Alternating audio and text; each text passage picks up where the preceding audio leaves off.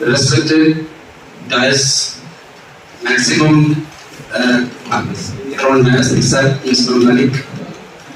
And hello, most of the part covered by the. So I am very confused to go where here from I have to start. क्योंकि practical aspect, technical aspects they have covered. So what should I start? तो कुछ ऐसा होना चाहिए बच्चों के interest. First of all, congratulations to all of you on this occasion, International Sikh Day. Actually, it was on 26th. So today we are celebrating in this campus.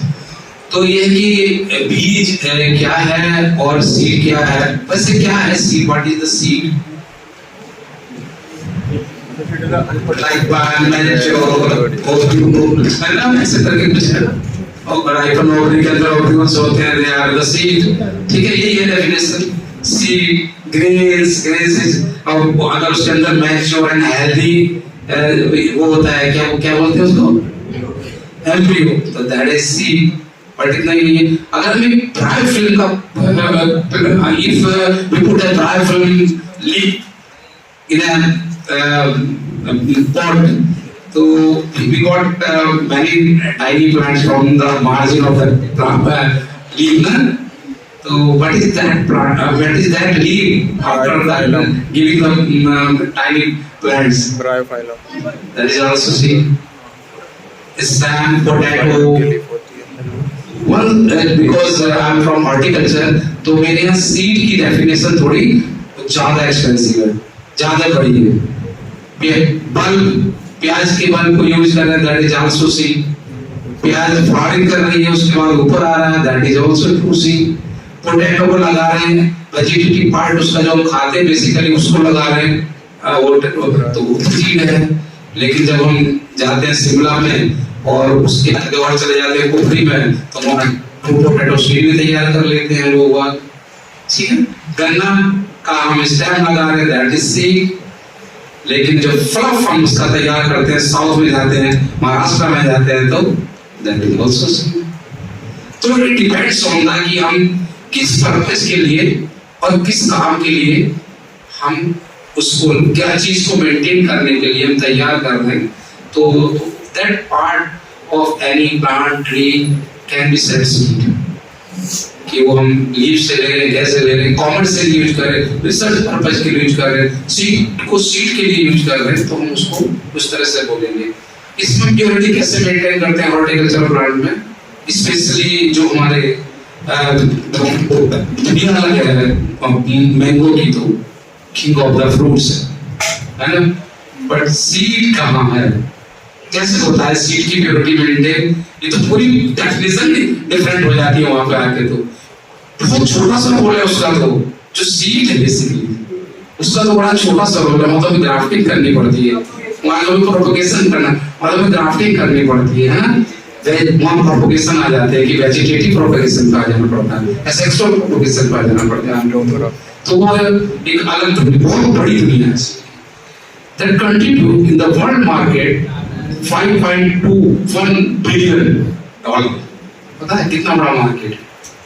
Approximate. I'm not sure about the data, but I'm almost near the data. And we rank fifth in the seed production in the world as India. And the contribution of our country is the 1% in the seed export. और कितना सारा scope है. अभी इस समय बात चल रही थी, मेरे डॉक्टर साहब मुझे समझा रहे थे. मैं फॉर्चुनेटली अपने दोनों सीनियर्स के बीच में बैठा था, तो मैं अपने आप को I am feeling most privileged कि एक तरफ मेरे एक सीनियर बैठे, एक तरफ मेरे एक सीनियर बैठे.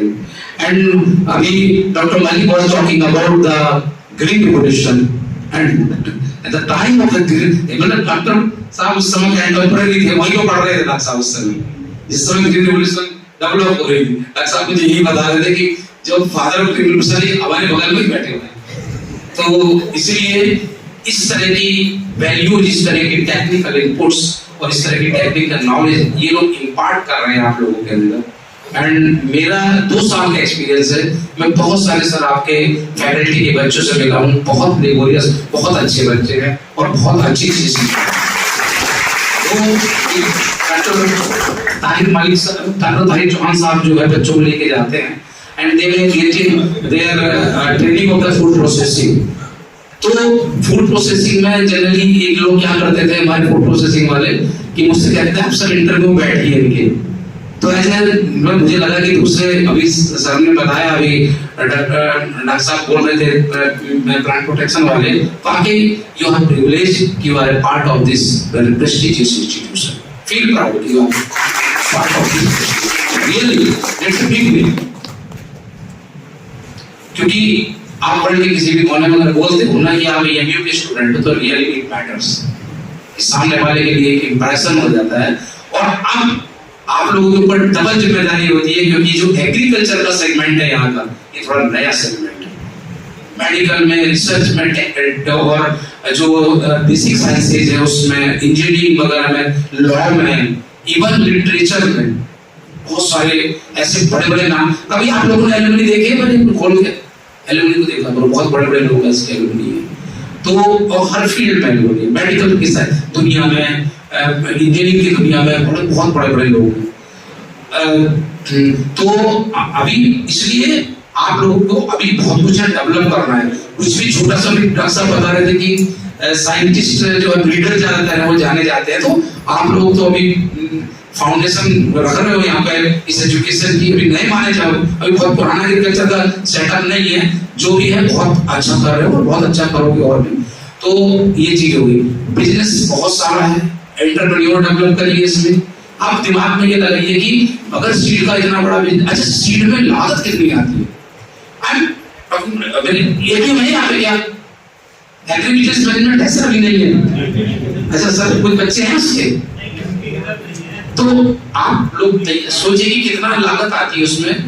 मैं आपको बताऊं कि एक आम का जो सैपलिंग तैयार हम करते हैं, एक आम की सैपलिंग तैयार करने की लागत बामुश्किल 20 रुपए 30 रुपए आएगी, बामुश्किल। When you are following all the protocol, मतलब strictly following all the protocol, then cost will vary from the 25 to 30 rupees only.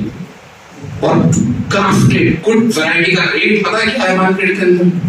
Minimum start होता है आपका 60 रुपीज से, उसके बाद तो फिर बाजार है कितना डील कर ले जाओ कि सर बढ़िया पौधा है, विगरस है, इसके मैंगो अभी सर हमारी एक प्रोजेक्ट 7 साल की हो गई थी सर, 1-1 किलो के मैंगो, 5-5 2-2 किलो के मैंगो सर आए सर, हम सर 200 रुपए से कम का पौधा नहीं देंगे।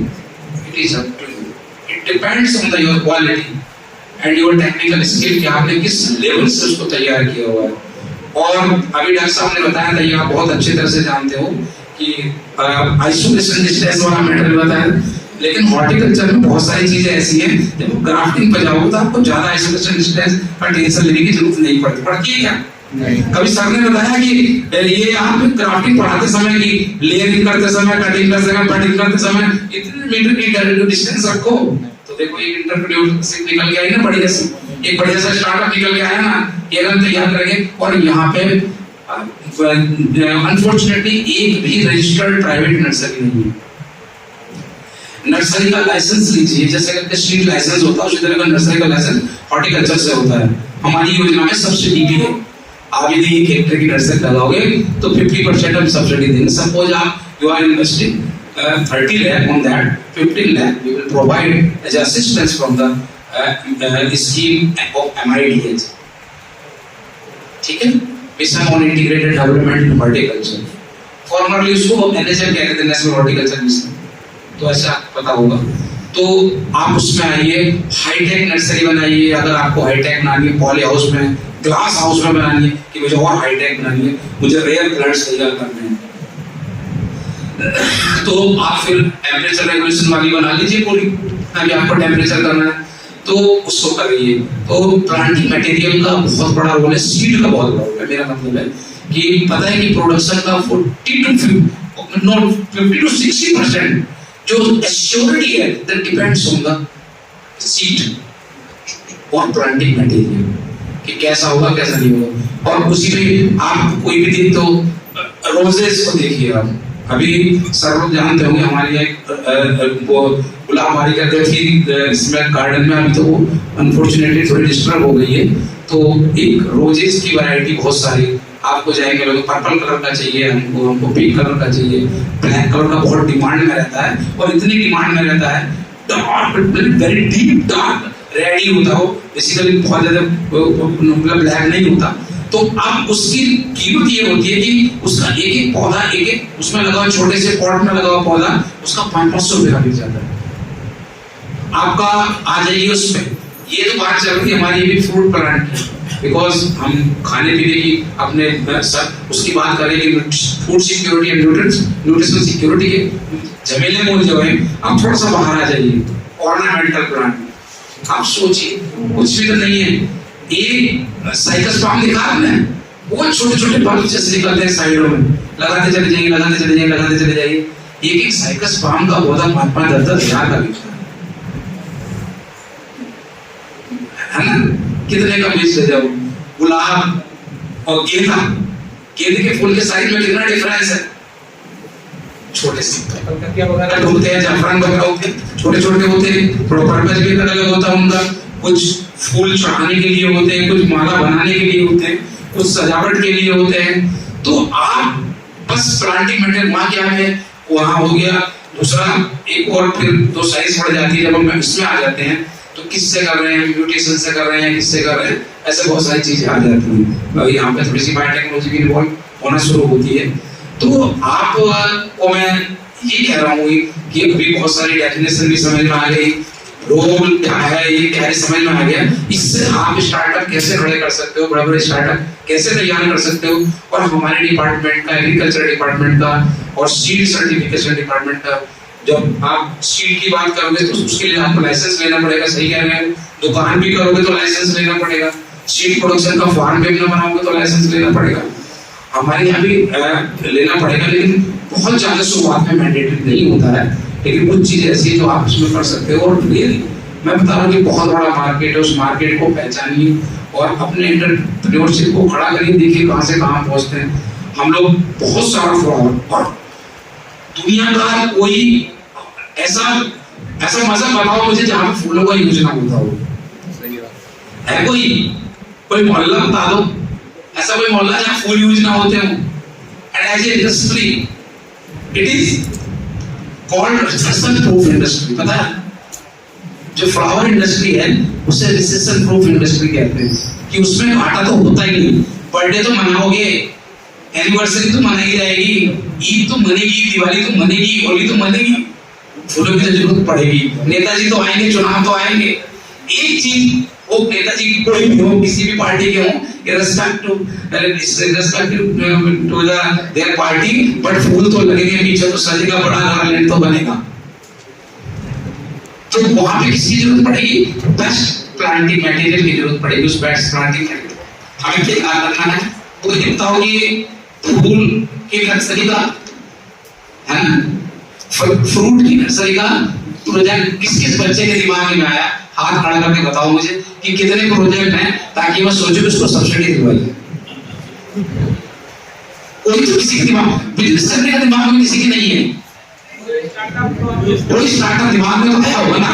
अरे एक एबीएम का स्टूडेंट तो बड़ा कर दो, आपको तो बता दो कि really I am student of ABM. देखिए एक्चुअली क्या है कि basically we are professional.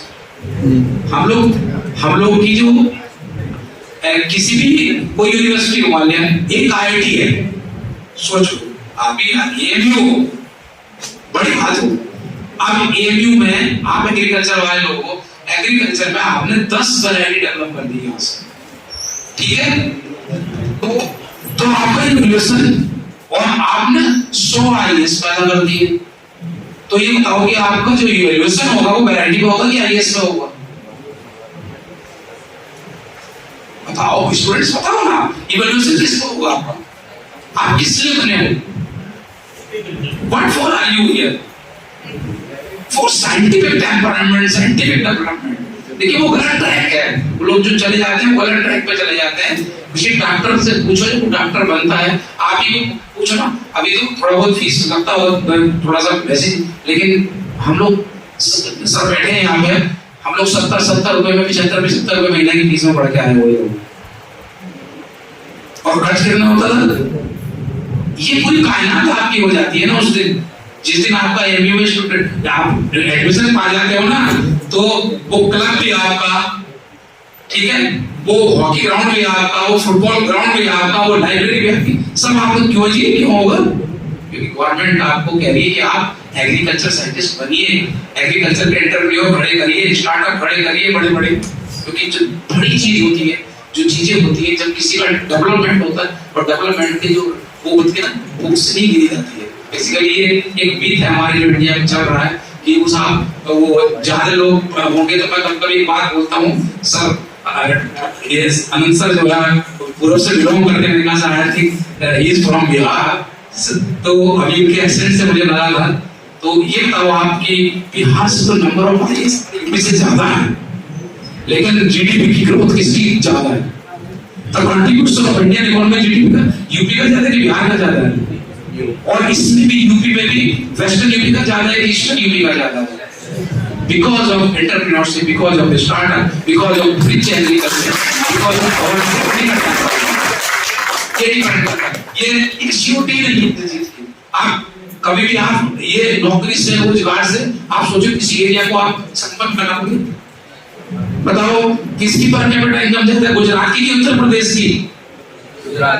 We are comparing Bihar and UP, now I am comparing UP and Gujarat, तो किसकी ज्यादा पर कैपिटा इनकम है? गुजरात की ज्यादा है, और गवर्नमेंट जो है वहां के लोग ज्यादा हैं, तो क्योंकि वहां क्या है, वहां इंडस्ट्री है, वहां स्टार्टअप है, और वहां लोगों के अंदर बिजनेस टेम्परामेंट है। अगर वहां का स्टूडेंट पढ़ता है तो वो अगर सीड प्रोडक्शन में पढ़ रहा होगा तो उसके मन में सीड इंडस्ट्री खड़ा करने का विचार होगा। तो हमें भी इसी आज इंटरनेशनल सीड डे में सोचना है कि हम कितने सीड बेसिक नीड है एग्रीकल्चर की, और हमें सीड का काम अगर हम करेंगे तो ये भी तरह से मैंने जैसे बताया कि फ्लावर को रिसेशन प्रूफ इंडस्ट्री कहा जाता है। केवल एक बार धोखा खाइए फ्लावर इंडस्ट्री, केवल कोरोना के समय में, तब तो मैनकाइंड धोखा खा गई थी, तब तो इंसानियत धोखा खा गई थी, सभी परेशान होते करें तो क्या करें समझ नहीं आ रहा है, ऊपर वाले भी विश्वास रखें कि ना रखें, तो वो उस समय सभी लोग धोखा खा गए थे।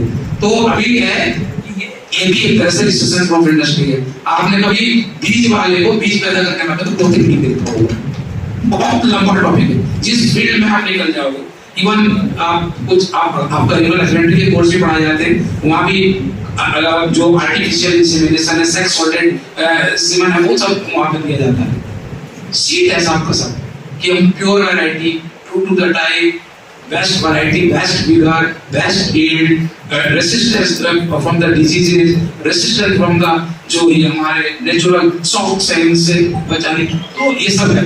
तो अब हमें क्या करना है कि हमें अच्छे से लगानी है। ये तो बहुत बड़ा एंटरप्रेन्योर है, ये तो एक बहुत बड़ा मतलब बिजनेस है, तो बहुत बड़ा एक सेटअप है, स्टार्टअप है। अब इसमें क्यों नहीं जा सकते, इसमें क्यों नहीं? इसके लिए है क्या ना, हम लोग कभी ऐसा सोचने लगते हैं कि अरे हम एग्रीकल्चर में आ गए, हम तो इतना अच्छा सोच ही नहीं सकते। आप इंजीनियर से सीखो ना, जो काम कोई नहीं करता वो काम इंजीनियर करने लगते हैं, जो बीटेक वाले होते हैं, तो बुराई नहीं करता किसी की, सोचो ना वो किसी भी चीज में हाथ आजमाने लगते हैं, क्योंकि तो ऐसे ही आप भी तो मल्टीटास्किंग हो, कितने कोर्स पढ़ते हो आप, 35-36 मतलब master of all, jack of all और मास्टर ऑफ नन तो आप होते ही हो।